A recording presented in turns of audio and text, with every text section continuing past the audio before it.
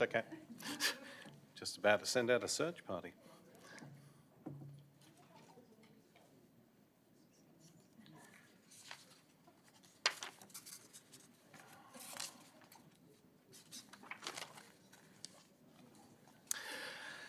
Good evening, councillors, members of the staff, public, and welcome to the agenda briefing for the 31st of Jan 2020.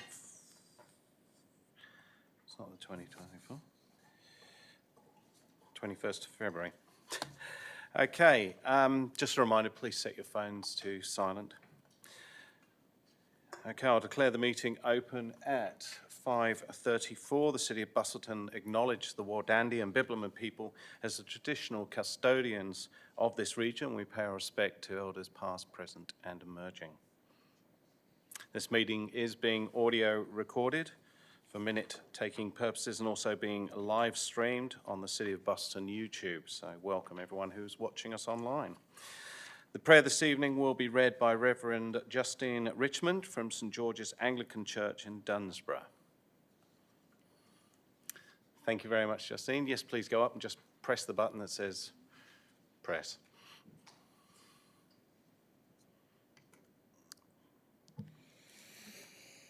Let us pray.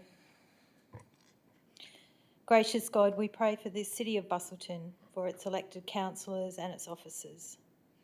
We give thanks for their work in this place as they make decisions on behalf of this community and work for the common good.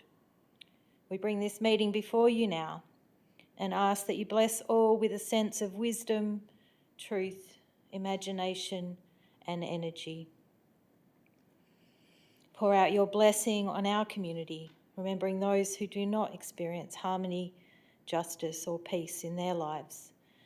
May the decisions and deliberations of this meeting be carried out with love, respect, compassion, deep listening and a sense of calm.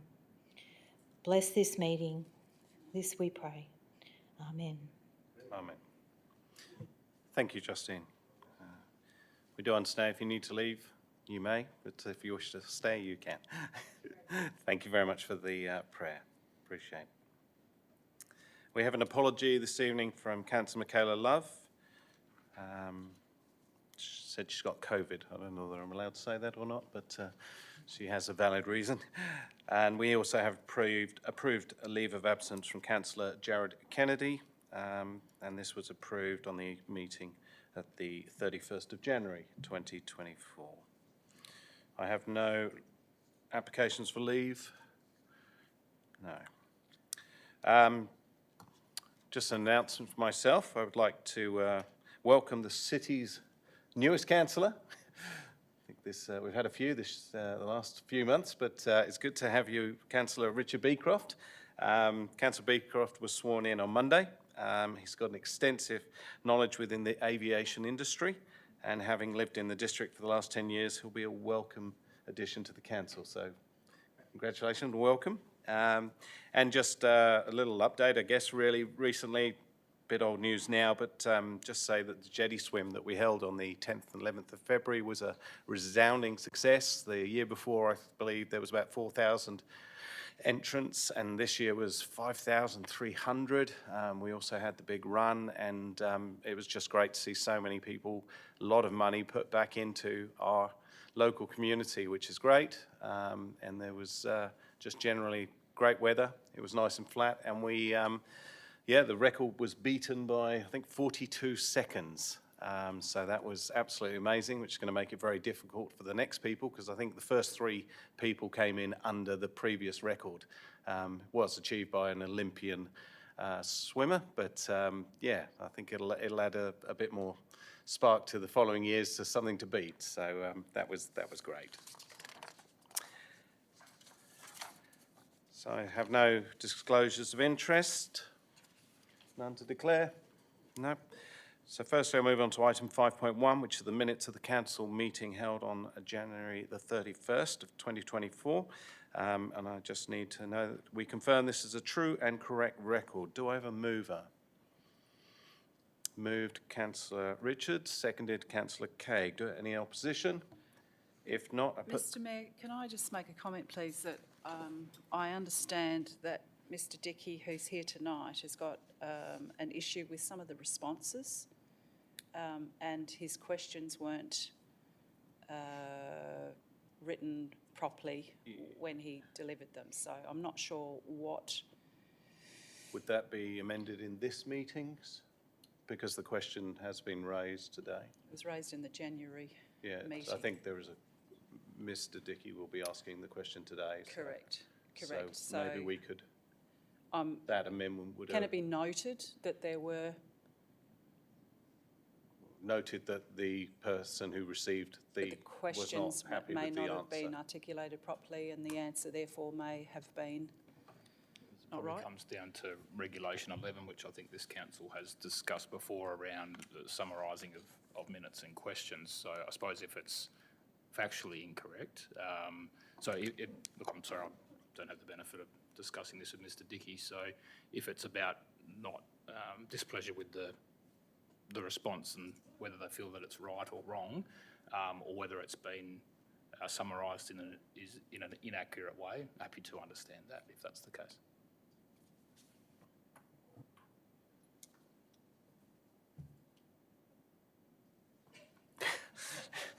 I believe the question will be asked today, and maybe we can add that to this, the minutes of this meeting. So, do I have a mover, I have a seconder, so that was moved Councillor Richards, seconded Councillor Craig. Do I have any opposition? Okay, I have opposition. Can I just ask clarification? So we're going to deal with this possibility that there was a transcribing of the question inaccurately or not adequately. We're going to deal with that by asking that, or Mr Dickey make a question relating to that in this meeting. Through the chair, I probably would have preferred some correspondence prior, so then I'm not actually sure what the concerns are around either the response or the minuting of the question, so it's probably a difficult one for me to answer at this point. Sorry, Councillor McNish. So could those words, which are very good words, be placed in the minutes as a comment in relation to a question? So you wish to add them to the minute meetings from the January council meeting? Under the standing orders, if a councillor asks the question... She can just object at the end of the day. We can't go back and amend the minutes. No, I'm not saying we meant. I'm saying if the question was asked and that was the answer, which is fine with me, that question and that answer gets put in the minutes, today's minutes. All right. Yes, well, And that then we was move what on. I was proposing. So. Through the chair, I suppose it's more seeking clarification, which we don't normally minute on a verbatim basis in the minutes moving forward. Haven't done in the past. Normally, look, from a governance perspective, members are entitled to ask questions at a meeting, but they do need to provide 3 days' notice in order for those questions to be asked and then answered and minuted in the meeting. I guess in terms of, appreciate that Councillor Ryan's sort of trying to seek some clarification on behalf of a member of the public around the minutes, but as the CEO indicated, without really understanding what the concern is around how those questions have been minuted, it's really quite difficult to respond. And I guess at this point the councillors just need to determine whether they believe the record of the last meeting is a true and accurate record. I don't think we can probably deal with Mr Dickey's concern at this point, but certainly happy to have a further conversation with him about that, however. Can I just make a comment that Mr Dickey did email into Ms Barrett-Leonard and CC'd Ms Robertson in on that question. I believe there was an error in the meeting date that he questioned, and it should have been January, not February, but staff had been alerted to the fact that the questions... When was this? On the 19th of February. 2 days ago. And sorry, But this wouldn't affect what we're debating now, which is minutes. are these minutes true? That's what we're debating. Through the chair, what's not clear, unless I go back and find the email from 2 days ago, that is Mr Dickey unhappy with how it was, the question was taken down, or the response from the city? So I don't know the answer to that question. That might come up in public question time, I imagine.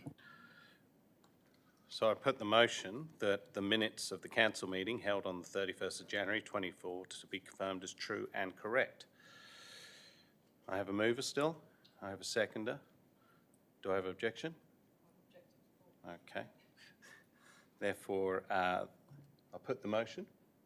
Oh, we're not going to debate it, are we? We've already debated it.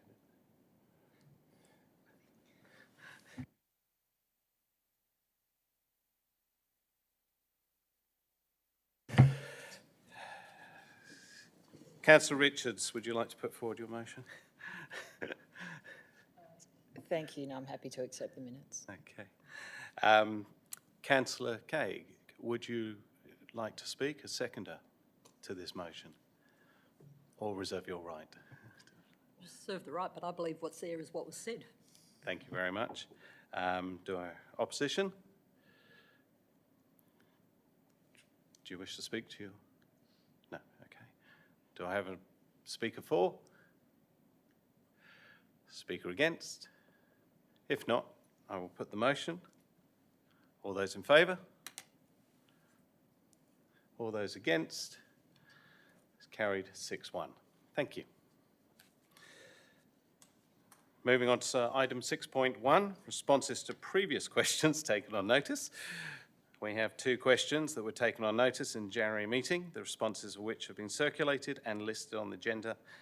Page 10 are now displayed on the screen.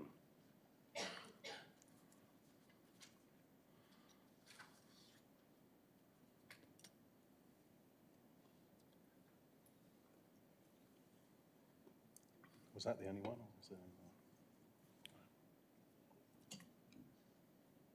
And they will be in the minutes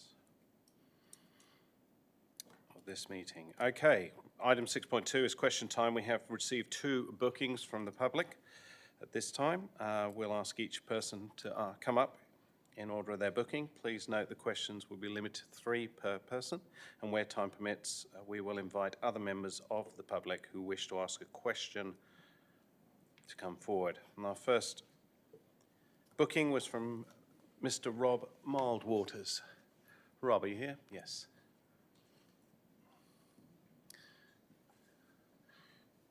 Good evening, Rob. If you can just mention your name and for the recording, when you press the button, just say your name and where you're from. Thank you. You just press there's a press button, I think, on the front. Oh, yeah, sorry. Yeah, my name's Rob Mildwaters. I'm from Busselton. My question is about the Vass River. The river's in dire straits. There's no argument there. But at the moment, at Strelly Street Bridge and upstream, it's actually dried out. My question is, why aren't we getting an excavator in there now and grabbing this stuff and putting it on a truck and getting rid of it? Because this is stage 3.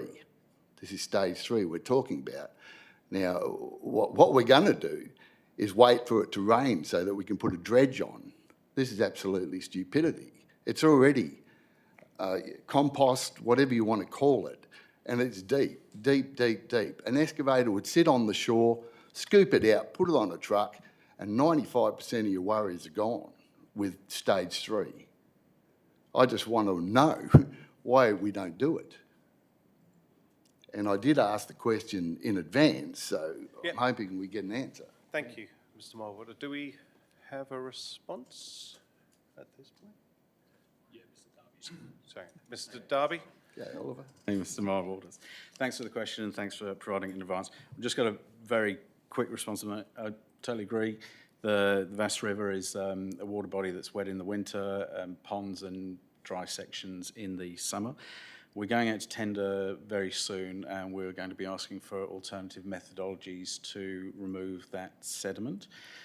So when we've received that tender and those submissions, we will be able to assess them appropriately with your suggestion in mind as well.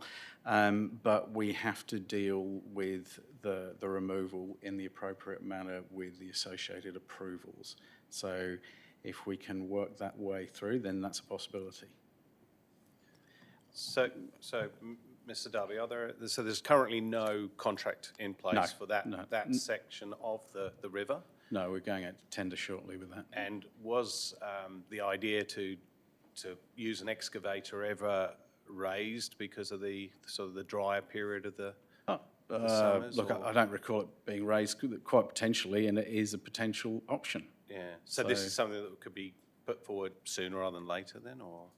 Well, we're suggesting alternative methodologies within the tender that we issue out. Oh, okay. So people, contractors, can offer an alternative methodology.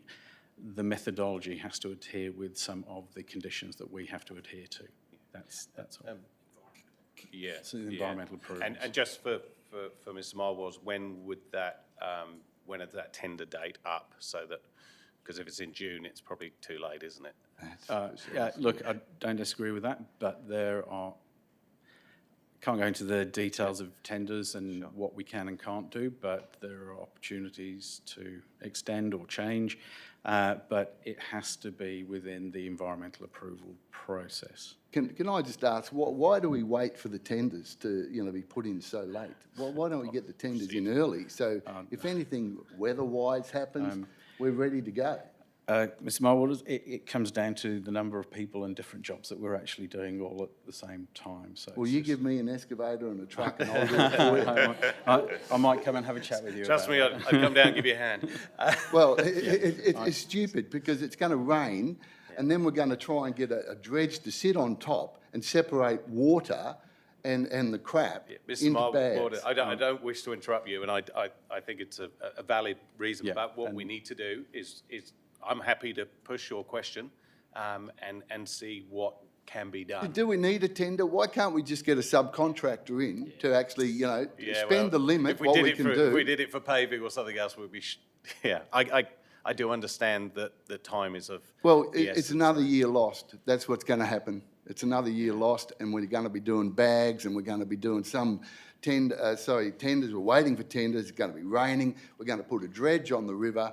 That it's just stupidity. Now it's already there, separated, and I'm living. There's no wildlife. There's none. It's all gone because there's nothing there. Look, we've had an extremely dry season, I know, because I've got. Well, it's water because issues. the boards are out Yeah, behind and the museum as well. The one up as well is in a similar Yeah, situation. but we should be grabbing the opportunity. And if we had the tenders out early, we'd be armed and ready to go. Well, But because we're I will not. follow this up personally, I mean that. But thank you for your question. No, I appreciate it. Thank you.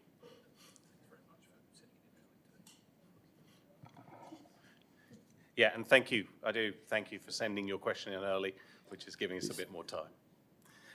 Second Mr. person. Mayor, we can ha- sorry. Could I just seek clarification on the answer to the last question that was put by Rob Milewaters relating to, is it within, along those lines, is it within the Shire's authority to itself or get a contractor to put an excavator there tomorrow? Is that within its authority to do that?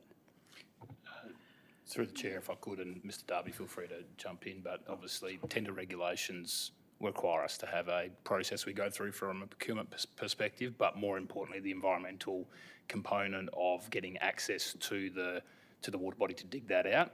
We don't have the sole operating or management of that area to be able to remove that sediment. So no. If it was a decision that the council wanted to make to do tomorrow, we wouldn't be able to do it until we had certain things in place, such as environmental approvals, etc. Called red tape. Sorry, excuse me, Mr. Sure, Mayor, may certainly. I Councillor Beacon. ask? What would be if we put the tenders out tomorrow, what sort of timeframe are we looking at to get some action? Said it's. There's a minimum requirement of, I think it's 2 weeks to basically have the tender out for people to respond to. Then it's an assessment, and depending on the value, it would have to come back to council. Okay, may I ask another question? You may. Thank you. Councillor Beacon. So if we put the tenders out tomorrow, what time can we reasonably expect this work to be done? A month, a week, a year? Yes. it's sort of public question time, but I understand where you're coming from. Maybe this is something we could, yeah. Through the chair, it's all dependent on what the project's like. So if the project requires environmental approvals, it'll be subject to that as well. And ages. And I appreciate that the red tape is certainly not helping Mr Milewaters in what he'd like to achieve, and I sense his frustration, and I get it. Unfortunately, that's the environment we're working in as well, unfortunately. But we can talk and ask questions. So, thank you. Next. Could I ask a question too, please? You may, Councillor Ryan. Mr Darby. Sorry, yeah, is this question to staff or public question? It is. Is it? Yeah. Are you just as frustrated as Mr Mildwaters? Yeah, sorry, no, sorry, Councillor Ryan, I'm not going to hold that one. Okay, next we have Dr Andrew Dickey.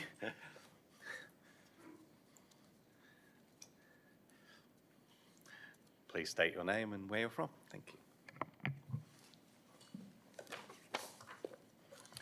Dr. Andrew Dickey from Busselton. I have a question about cyanobacteria and cyanotoxins in the lower Vass River. My question is in 3 parts, each with a short preamble, but because of the issue raised about the answer to my question at the previous council meeting, I'll go there first. My question, taken on notice in the January regular council meeting, was not answered, in my opinion. The answer I eventually received did not answer the question that I asked. My question was, has any elected member or officer viewed the most recent Department of Water and Environmental Regulation phytoplankton water test results from the lower Vass River, particularly from the Peel Terrace section that has been dredged and FOSLOC applied? The answer that I received included the statement, the City of Busselton is included on correspondence summarising microalgal observations. I did not ask if the city was on emailing lists for the results. I asked if anyone had actually viewed the results. I get many emails every day in my email inbox that I delete without viewing because they are spam or irrelevant to me. So I will ask the question again, has any councillor or officer of the council actually viewed the results, not just received them in their inbox? Okay, so leading on to my... Should we answer that question first? Yeah, oh, sorry, yes. Sure, just otherwise we'll... Yeah. Mr CEO, direct that through yourself. Through the chair, I can't speak for whether people have gone further than just receiving an email from a staff perspective. I understand there's been some data that's been circulated amongst the community.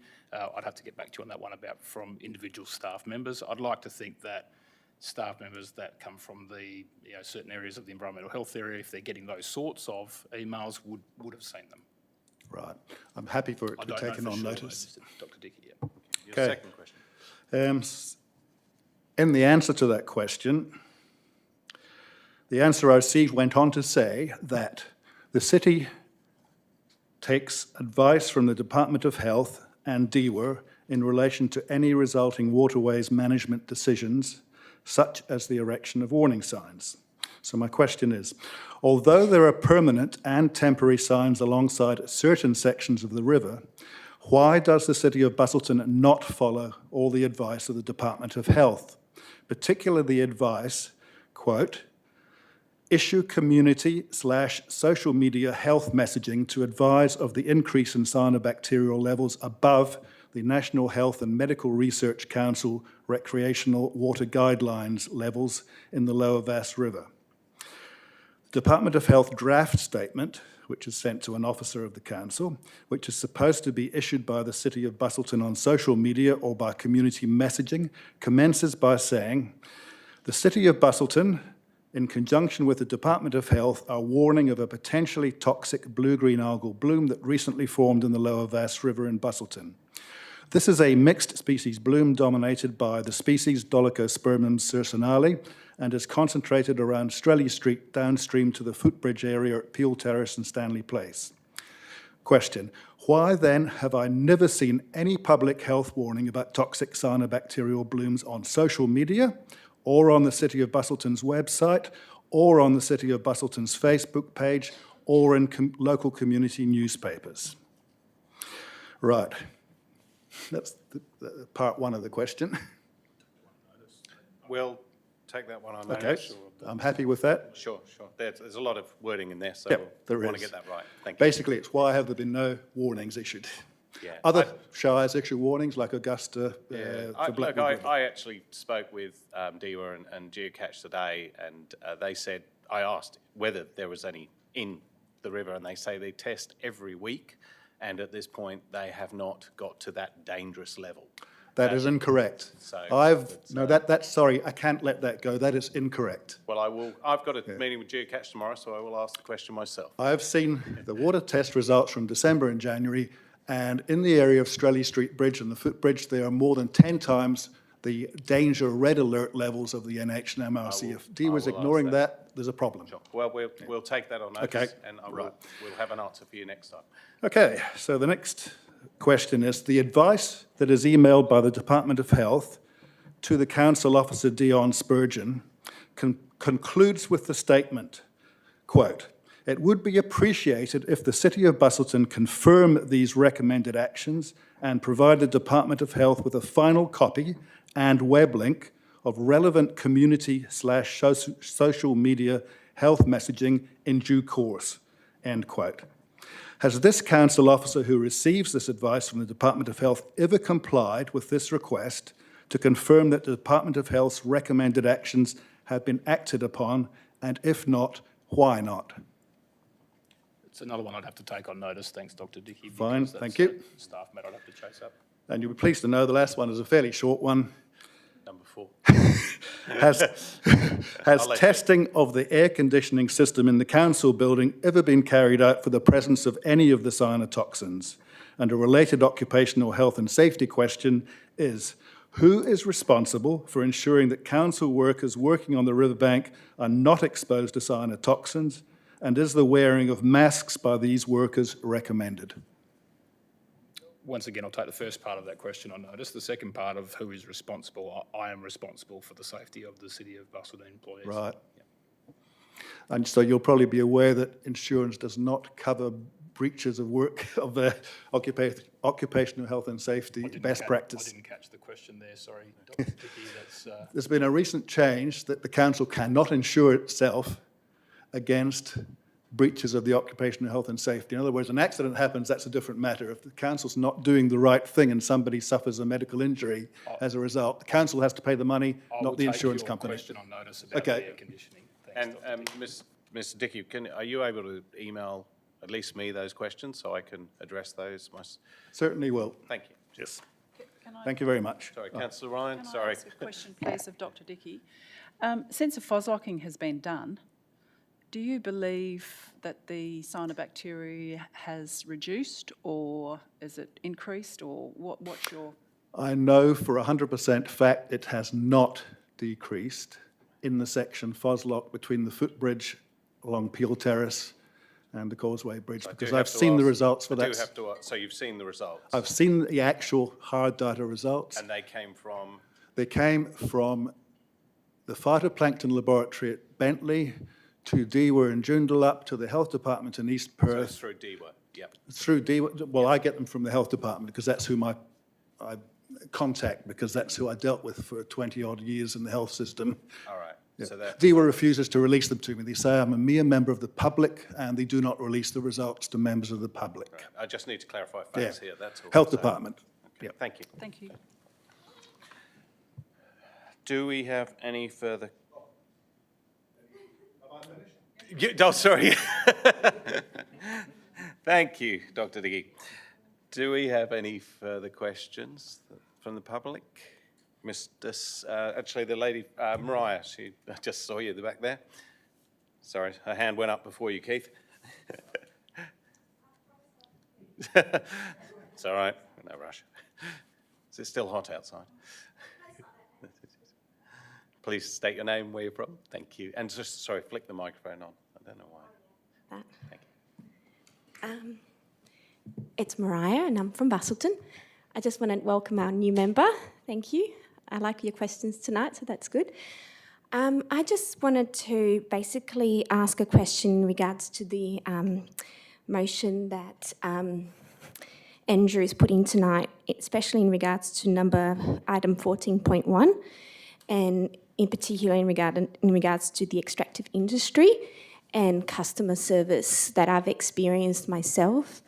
So I just wanted to have a brief reminder of what I've been through, and just I've been labelled, anti-extractive industry, but I just want to say that I was actually one of the few neighbours that was actually very happy for Brian Baker to have his gravel pit, but obviously, not happy to have trucks operating at the same time as my kids' bus and overtaking my kids' bus on my road and almost killing my husband on Payne Road where that single lane bridge is, and almost killing my dog one day. So when I contacted Lewin Civil, they were very dismissive. And when I contacted the city, I didn't have a very good experience either. Mariah, I am going to ask you for a question though, please. So my question is, in regards to the motion tonight, I didn't have a very good experience in regards to customer service, and in particular in regards to the CEO who never replies to any emails, or they're very standard. One in particular was to expect trucks on my road because I live in a rural area. Not trucks. Yes, so does the council understand that what can be learned of the risk from a full assessment of my case, which will include school bus and heavy gravel trucks, changing schedules, conflict, and what that means for kids' lives, the quality of control surrounding consultation, advertising, communications to third parties? I wasn't consulted. I mean, I knew it was happening, but, I think I never received my letter, and you can't prove that I received it because you just say you sent a letter out. It should probably be, what's the word? Recorded. It was recorded, but the first letter was sent to my old address and the second one was sent to me while I was on holidays, and I don't remember receiving it. So it should be registered post. Please. And the enforceability of conditions on the DA, they've pretty much broken every single one of them, still to be fined.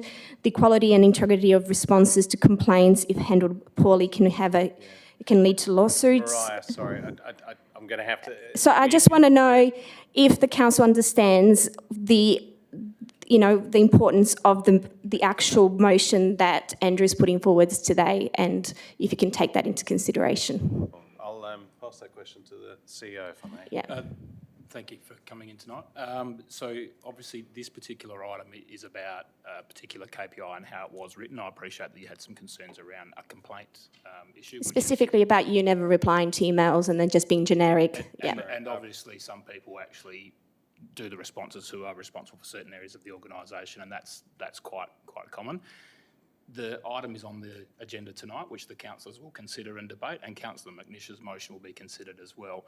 The idea of the complaints wasn't necessarily part of what the KPI was originally suggested, but certainly if you do want to raise any complaints or whatsoever, you can send them through to the city. I have sent many complaints, and it's taken over a year for it to be resolved, and my kids had to be taken off the bus because I didn't feel comfortable putting them on anymore. And the item tonight is actually about a customer service model. Yeah, not necessarily your customer service, exactly. I haven't received any. Not necessarily your issue. Thank you, Yeah, Mariah. thank you. I appreciate it. Thank you. Mr. Sims, you have a question. How much time?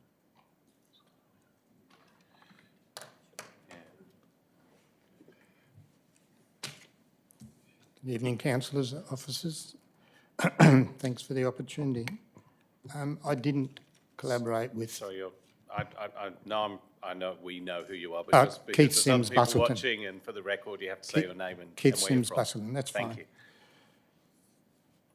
So I did not collaborate with Rob Milewaters, because part of my question is what he has said, but I will add to that. So on the 24th of January this year, I emailed my letter regarding the Vass River restoration ideas, and item 7C stated, at a Lower Vass River Management Advisory Group meeting, I suggested excavating sediment in summer when water has dried up and the mud could be treated with lime in situ. The river at the bypass bridge is already drying out, for example, and hence exposed to the air. I'd have to say that that comment that I raised in that management advisory group would have been 2 years ago. It's not a new question. So Question part A, have councillors and governance reviewed my document that I requested a response from, because I've not heard other than 2 thank you emails? The document from 2 years ago that you just referred No, to. no, sorry. Mr Sims? I made a comment that at the Lower Bass River Management Advisory Group 2 years ago, I suggested removing sediment with excavation. And the reason we were told it can't be done is because when you expose it to air, it becomes sulfuric acid or something. But it's already exposed to air as we speak. Through the chair, I understand that is a risk. I'm not aware of the conversations at the Bass River Task Force, at the task force, sorry, the Management Advisory Management Group. Advisory Committee.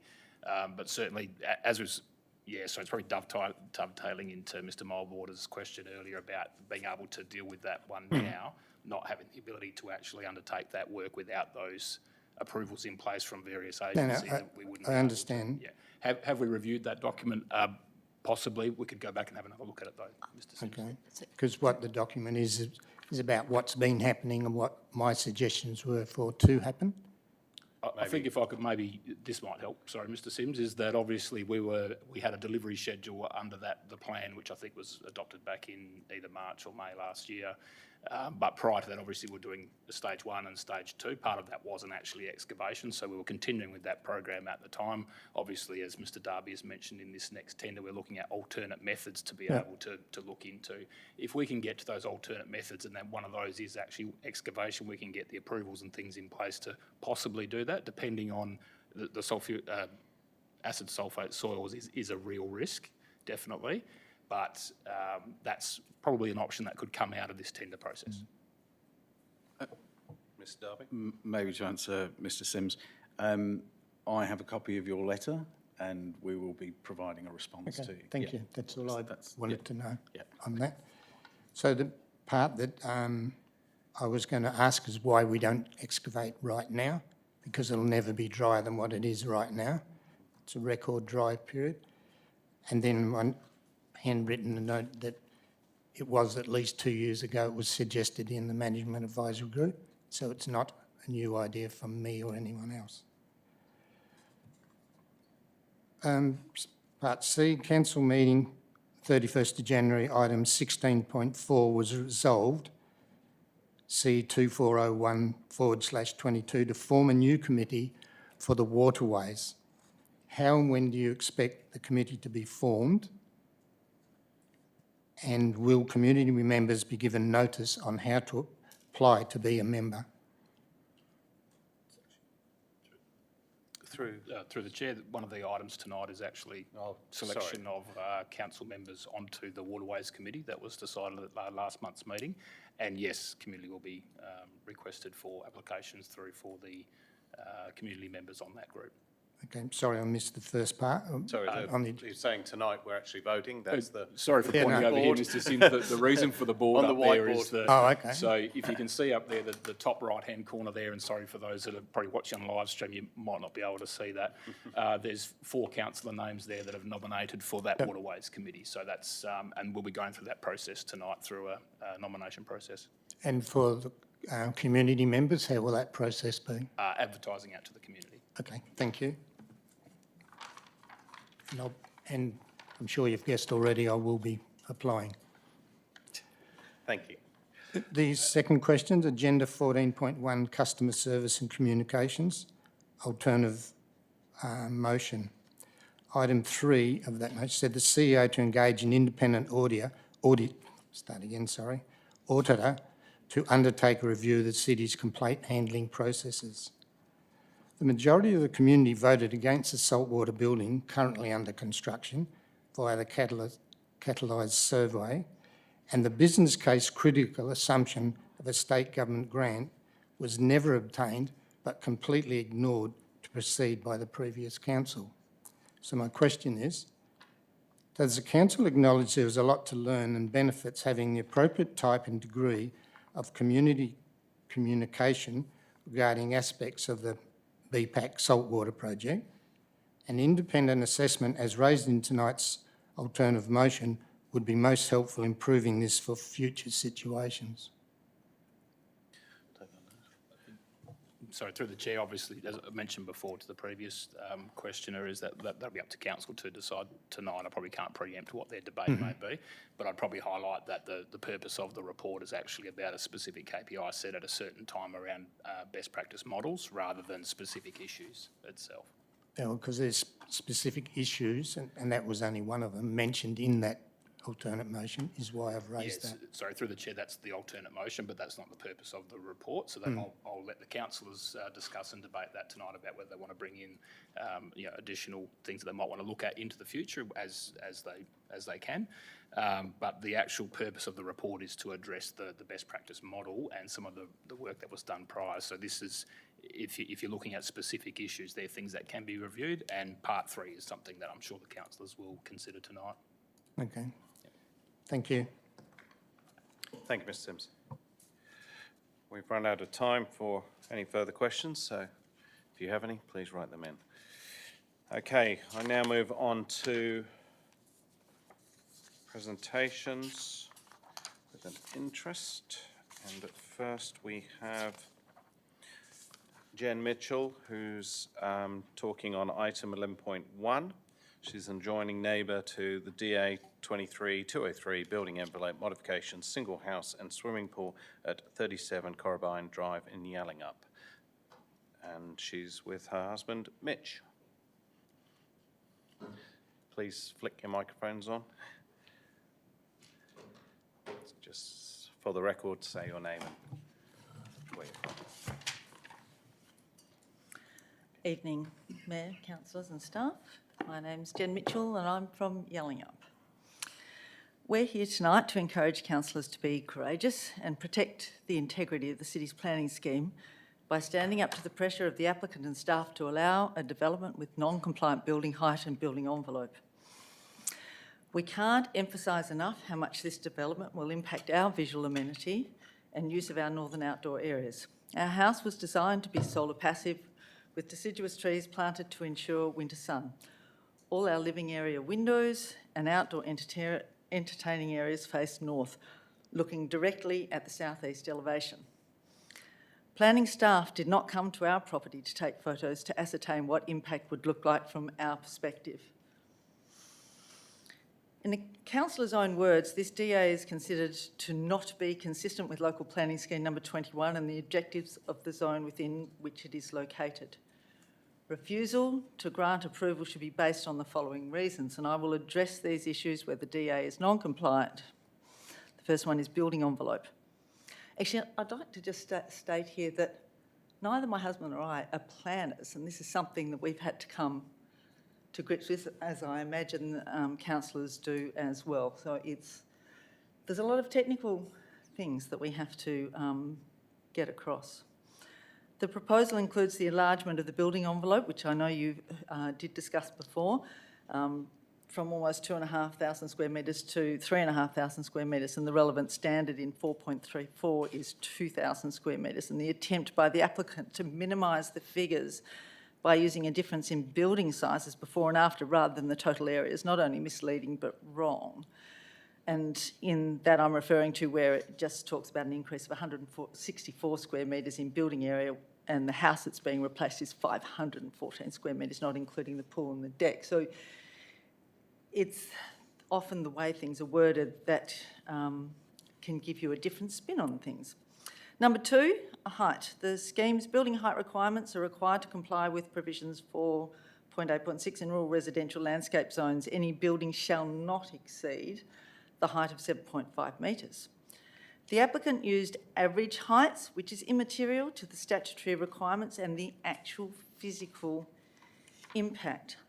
Staff have not given any reason to approve with discretion other than clause 67, which does not adequately address considerations 4.5b and c, and these should have been used to reflect additional considerations that directly reference impact on other inhabitants, as in neighbours. The idea that reducing the building height to 7.5 wouldn't reduce the bulk of the building is a nonsense.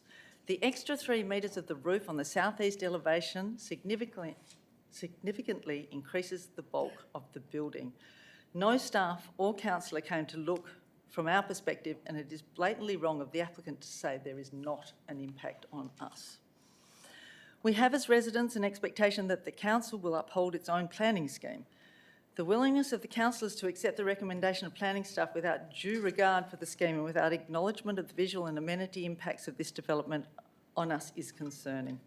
We are extremely disheartened by the staff report that does not give serious consideration to the standards of the scheme and issues to be addressed. They have not given due regard.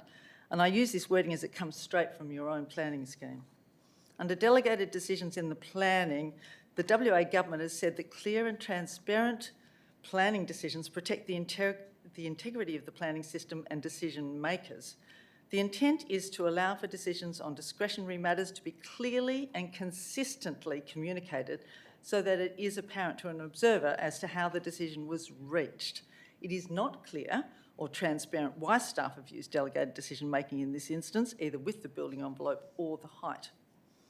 The willingness to improve non-compliant developments such as this brings the decision-making process into disrepute and appears arbitrary and inconsistent rather than a disciplined approach reflecting the application of the scheme.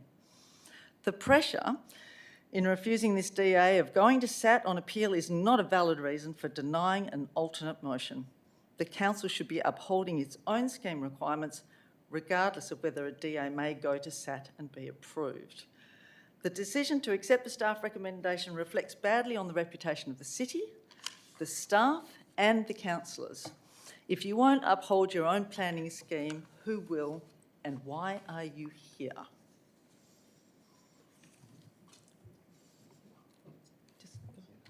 Thank you.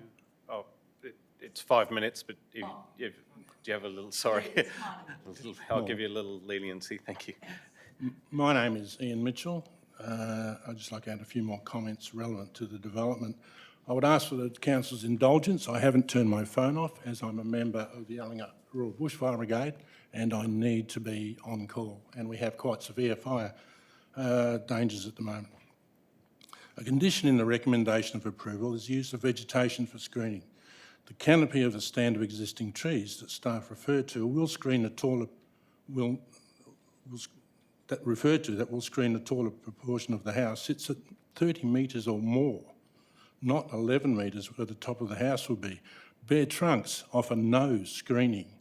The existing canopy in the bulk of the new building will shade the area that requires vegetation for screening, making it extremely difficult to grow anything successfully. And we've been trying for 20 years along that strip to grow and little success. We also have concerns that the bushfire regulations will also prevent suitable screening by vegetation as the development is only 18.5 metres from the boundary and the current bushfire protection zone is 20 metres. When we purchased our property, we had a reasonable expectation that the planning and regulations such as height limits would protect our visual amenity and privacy. It would seem this is not the case. As a family, we feel that our use and enjoyment of our home and outdoor areas such as grandchildren's play area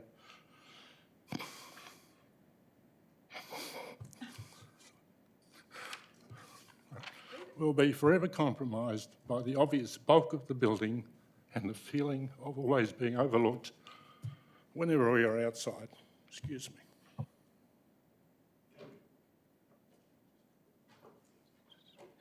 Are there any questions of councillors? No questions, sorry. Thank you for your presentation.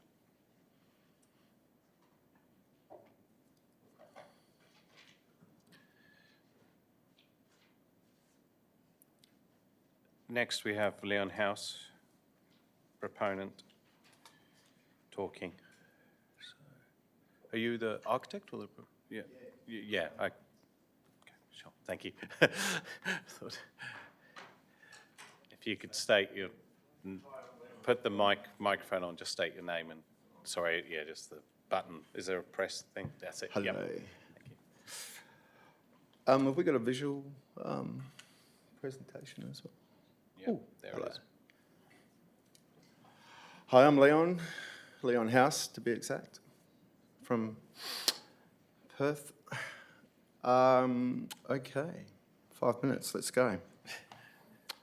We, just to touch on a little subject that was said then, this house is in the shape of an H, if you can see it in the plans. the reason we did the house in the shape of an H, a H-shaped envelope for protection to utilise H-shaped layout to create shelter outdoor spaces for inclement weather. Design the house envelope to minimise disturbance to the neighbours' properties. Ensure privacy and tranquility while maximising light and ventilation. This house, I'm actually very excited about in regards to its organicness and sitting inside a sloping block. There was a lot of due consideration, and then there was obviously a lot of nice work with Devon and Joanne and Steph in regards to, we had meetings and lots of dialogue in regards to taking notice and being very humble in design and understanding the amenities. And I think about our design, it's always about beautification of the amenities. We're not about absurd houses and structures. We're about houses that hug you and making homes. We're not about monuments to our ego in any sense.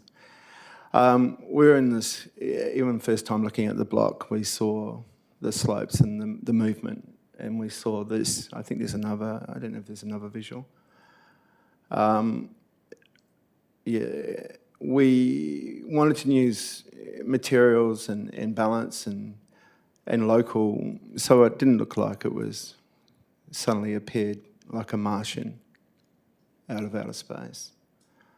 So in regards to this, it was a lot of thought and passion, and obviously, I think the prayer said at the start with imagination.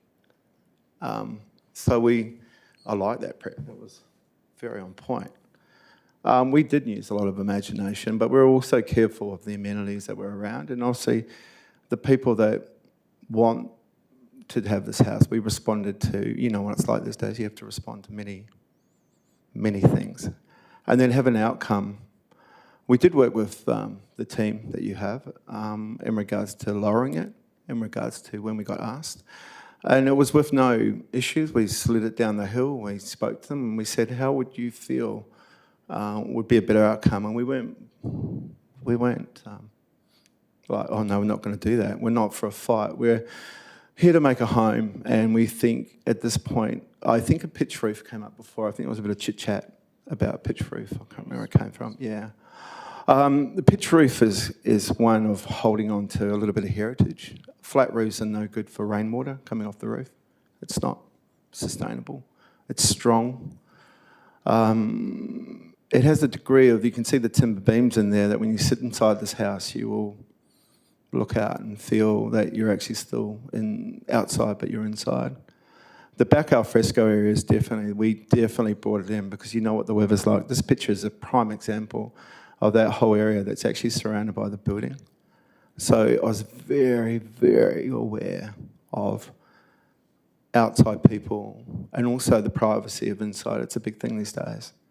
So this is like you're surrounded by your building that you look back on, but also you don't bring any disturbance to the outside neighbouring properties. I don't think there was a stone unturned in regards to how we looked and how we positioned and also how we adapted to the questions that were arisen. And I'm very, very happy about this house in regards to how it's going to respond. And when you guys ever have a chance in the future to go through it, I think you'll be of the same opinion. I reckon my 5 minutes is up. Thank you. You're welcome. Thank you. Councillors, are there any questions? Look, I did raise it earlier, and sorry, if we could go back to that photo, is that okay, Tegan? One of the officers has said that a flat roof would be less imposing, but looking at these designed, if you went flat, would that second floor looks very short. So what height is that second floor from just from the edge to the roof?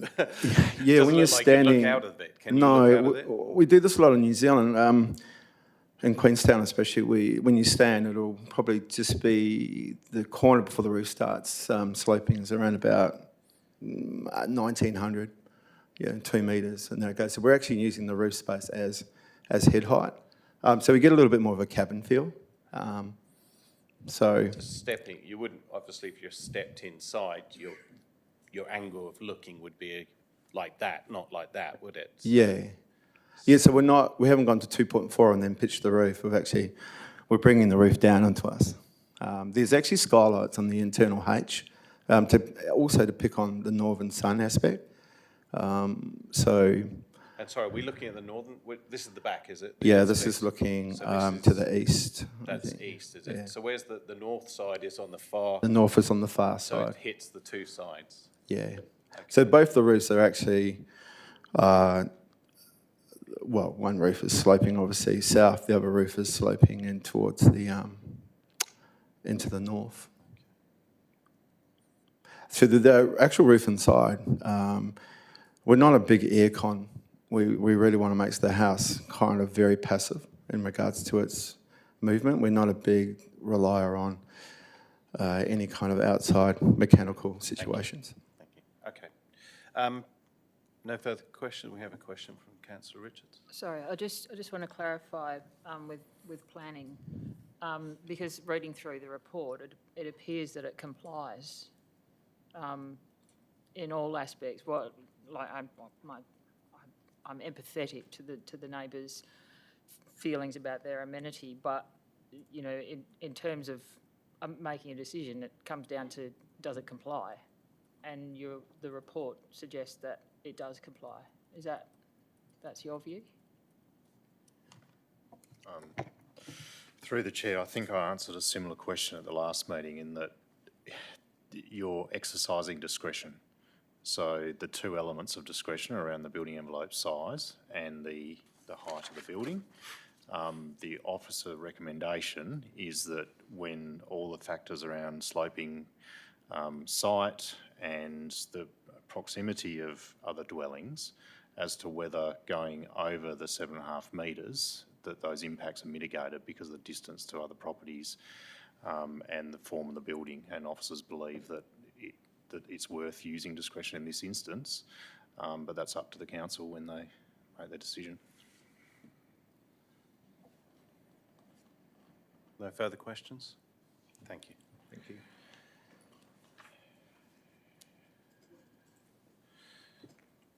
We now move on to adoption by exception resolution. The committee recommends for items 10.1, 10.3, 10.4, 10.5, 10.6, and the offer recommendations for 11.1 and 15.1 to be adopted en bloc. Do I have a move for the en bloc resolution? Councillor Ryan, seconded Councillor Cox. Is there any opposition? If not, I put the motion. All those in favour?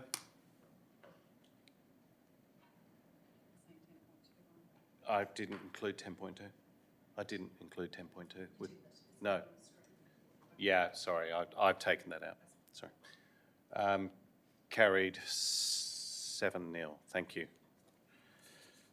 Now move on to items to be dealt with on separate resolution due to the fact they need absolute majority required, which is item 10.1. Are we going to do 10.2? No, we're not. See, but I am good. So, let's go again. 10.7, Finance Committee, 7th February 24, Naturalist Community Centre Capital Funds. Do I have a mover for this item? Moved Councillor Cox, seconded Councillor Richards. Do I have any objection? If not, I put the motion. All those in favour? Carried 7-0. Item 12.1, that was absolute majority as well. 12.1, which is the RFT 1623 Busselton Highway, Stage 2. Again, I require an absolute majority. Do I have a mover? Councillor Craig, seconded Councillor Richards. Is there any objections? Opposition? If not, I put the motion. All those in favour? Motion carried 7-0. Absolute majority achieved. We now move on to item 14.2, which is the committee and working groups as listed in the supplementary agenda. And please note there is an incorrectly listed as item 14.1 in the supplementary agenda, just so we are clear. In order to complete the nomination process for the appointment of elected members to committees and working groups, elected members will now be required to vote on the vacant positions for the following groups. And just so the public know what this is about, it's due to the changes in council and Councillor Riccelli leaving and positions coming vacant. There are four committees that we will be, or three committees and one reference group. It's the CEO Reference Review Committee, where there is one vacant position, the Finance Committee, where there is one vacant position, the Waterways, the newly formed Waterways Management Committee, which will require 2 to 4 vacant positions and one deputy position, and the Busselton Jetty Reference Group, which has one vacant position. Now, I've received nominations which are on the whiteboard. And firstly, I'll ask, are there any further nominations? Sorry, Councillor Richards. I'm not sure if there was a nomination for the deputy position for the Waterways Management Committee. No, there hasn't been one yet, but Okay. there could be just 2 members or 4, so Well, I'm if happy there to were... nominate as a deputy for that. Okay, certainly. Councillor Richards would like to nominate the deputy on the Waterways. Now, we do have 3, it looks as though we've got 3 for the CEO, I can't really read it from here, but the CEO Performance, and there's just one position. Is anyone prepared to change their nomination? Yeah, or if not, we will go to...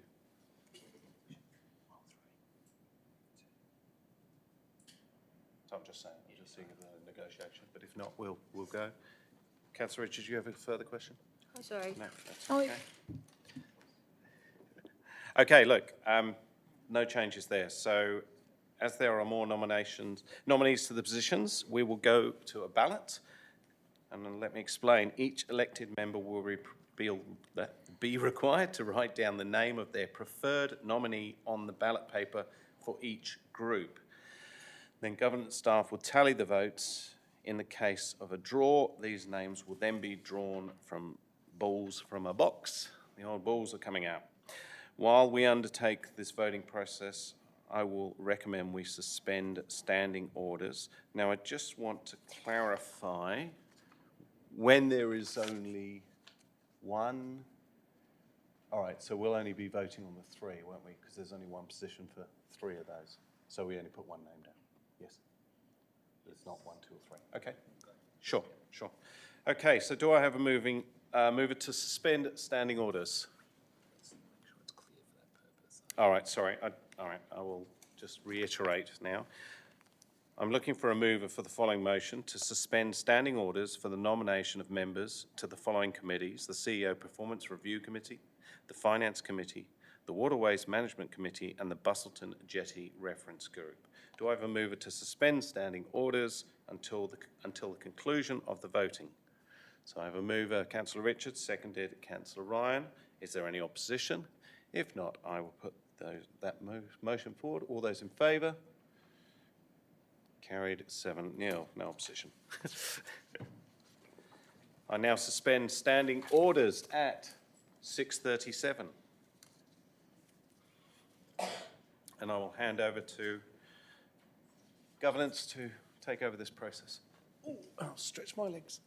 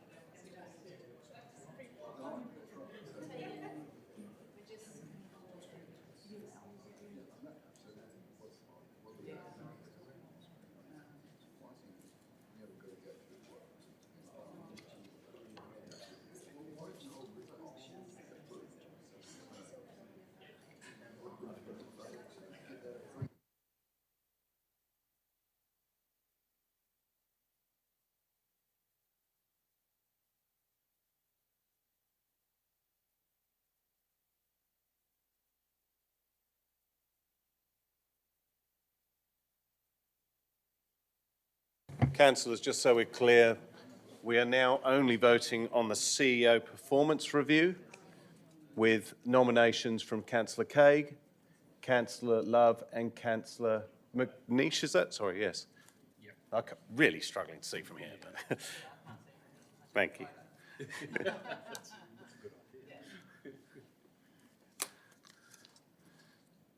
Okay.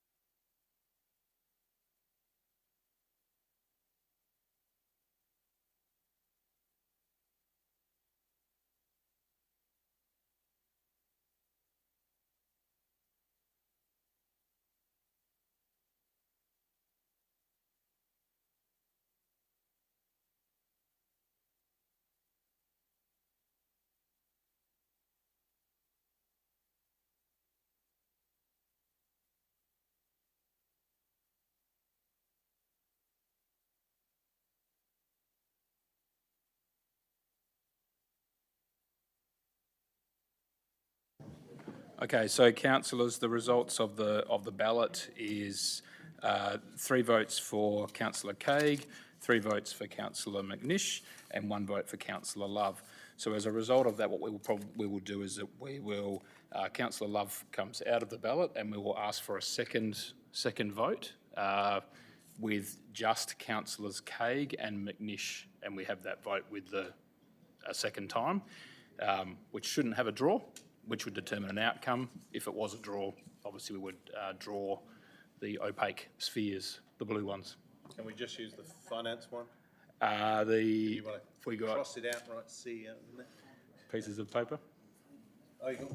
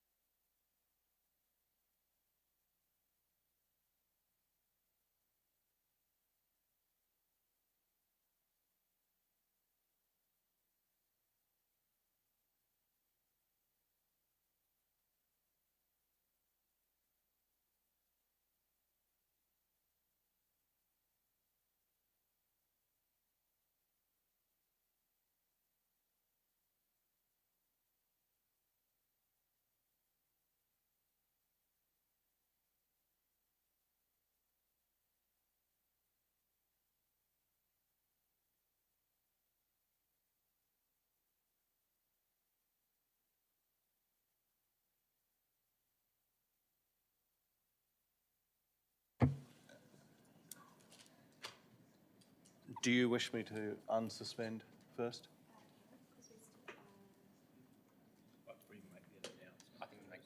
Okay, the announcement is Councillor Kay got 4 votes and Councillor Manish got 3 votes. So in that case, we'll be putting forward Councillor Kay as the final member. Finance, we now have Councillor Kay. Oh, it's finance, okay. And the 4 members being Councillor Ryan, Councillor Kay, Councillor Kennedy and Councillor Love and Deputy Councillor Richards. Should have gone to Specsavers. Actually, I did. I've got specs on it. Yeah. I can actually read that. It's not bad. And finally, for the appointment. What's the last one, sorry? Busselton Jetty reference group. Yep.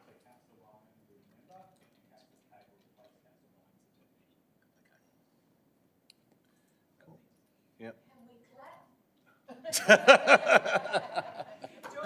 We haven't voted yet. We've still got to vote on this. It's not official. Okay. So I just need to have this in front so that when we vote on it, we've got the official numbers.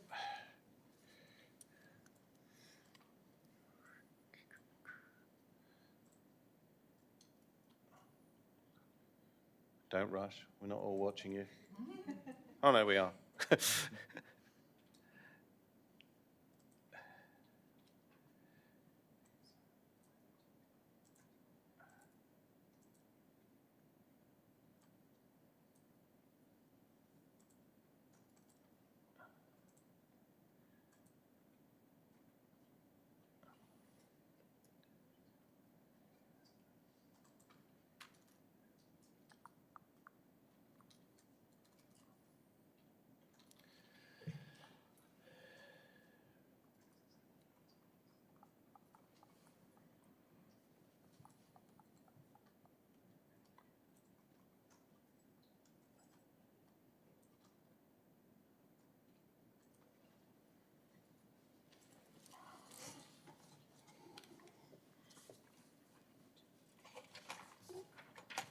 Okay.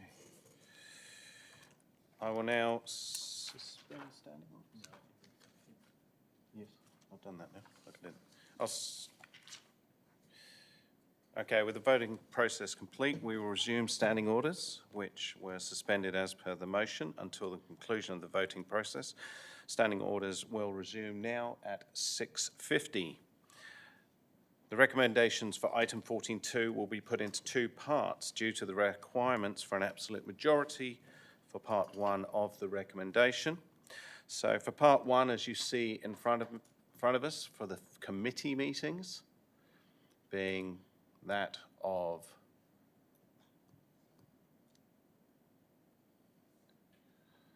the audit and risk and airport. Oh, I see. So now you've done it by. Yeah. So Councillor Beecroft to be in the Audit and Risk and the Airport Committee. The appointment to following elected members committee pursuant 5.8, 5.11 of the Local Government Act 1995 to fill the vacancy created by the resignation of former Councillor Sue Riccelli.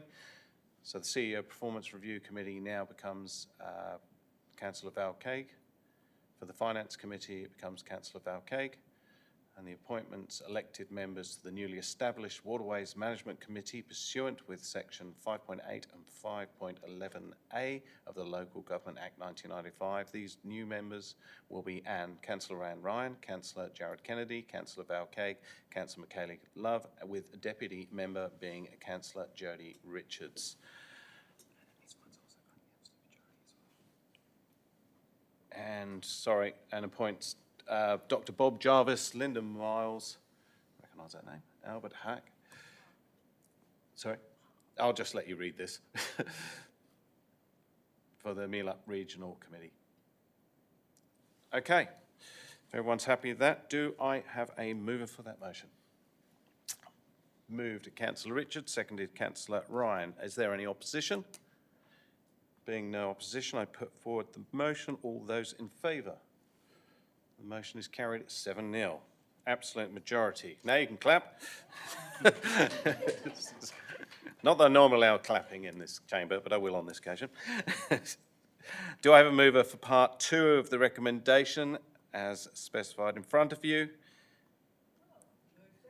Okay, Councillor Anne Ryan will move that motion that she is now amendment. Do I have a seconder?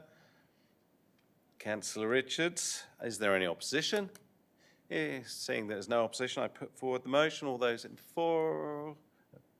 Carried 7-0. Thank you. Now, item 10.2. As Councillor Anne Ryan has pulled this item from the en bloc, I will put forward the officer's recommendation. Being the council policy review, the recording and live stream, I'll need a mover for this motion. Do I have a mover? Sorry, it's a committee recommendation. Committee recommendation. I apologise. Councillor Anne Ryan, will you move? Do you wish to move this motion? To move it with a couple of tiny amendments, if I We may. will get to that. Thank you very much. Do I have a seconder? Go on, well done, Richard. Councillor Beecroft, sorry. Okay, we have a seconder. Is there any objection? You would probably want to object. I object. Councillor Ryan, being that you object. And I'd like to move an amendment, or a couple of little major amendments. Firstly, you will speak to the motion where you will make the amendment, if you may. Thank you. Okay, for... Basically, I think that we're open, honest and accountable local government, and I think that with the change to B, adding in all ordinary and special council meetings, the annual general meeting of electors and electors' meetings with the removal of an E in meetings will, wherever technically possible, because in some instances it may not be possible, be recorded on an audio device and will be made available by live stream. And C, adding in the words with a link available to the meetings schedule section of the city's website for a period of 5 years after blah, blah, blah. I have a question, if I may. I'm just considering that if a link is created, knowing how technology and websites and document management systems change, the only issue may be that link may not work in 5 years, even though the information is held there. So are we requesting that the officers continually update those documents from years ago? I'm just... No, Yeah. there is no intention of having what was. Yeah. It is simply At moving the on time. from here. Okay. Just wanted to clarify that. Does that need, has to be noted, or it's... yeah. At this point in time, really, Councillor Ryan is moving an amendment. You now need to see if there's a seconder for that amendment. Sure. But yeah, I think it's fine. It's Okay, from an that's officer's fine. perspective. I was just asking the question. Do I have a seconder for that amendment? Councillor McNeish. So is there any opposition? Seeing there no opposition, I will put that the amendment forward. So do I have, that's what we are voting on, the amendment. So do I have a show of hands? All those in favour? Okay, that's carried at 7-0. Now I will return to the the officer's recommendation with the amendment in front of you. The seconder, would you like to speak? Said everything I need to say. Sorry, the seconder. Sorry. Oh. Sorry, Richard, would you like to speak to the... No, okay. Do I have any opposition? If there's no opposition, all those in favour, put your hand up. Carried 7-0. Thank you. Full. Okay, now I move on to items for debate. Well, second item to debate, we have an alternative motion for item 14.1, customer service and communication, the CEO KPI from Councillor McNeish, as per clause 10.18, bracket 6 of the City of Busselton Standing Orders, Local Law 2008. The alternative recommendation will be considered first. Councillor McNeish, would you like to move your alternative to item 14.1? Move as written. Thank you. Do I have a seconder? Councillor and Ryan. Is there any opposition? No opposition? Therefore, I put the motion. All those in favour? Carried 7-0. Thank you.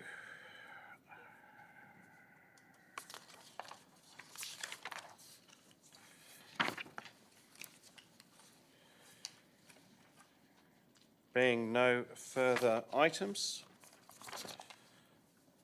I will close the meeting. The next ordinary council meeting will be Wednesday, the 20th of March, 2024. I now declare the meeting. Sir, just before we close the meeting, would it be possible for you to permit, as an item of perhaps urgent business, to thank Director Pearson for stepping up to be CEO when our CEO was on leave?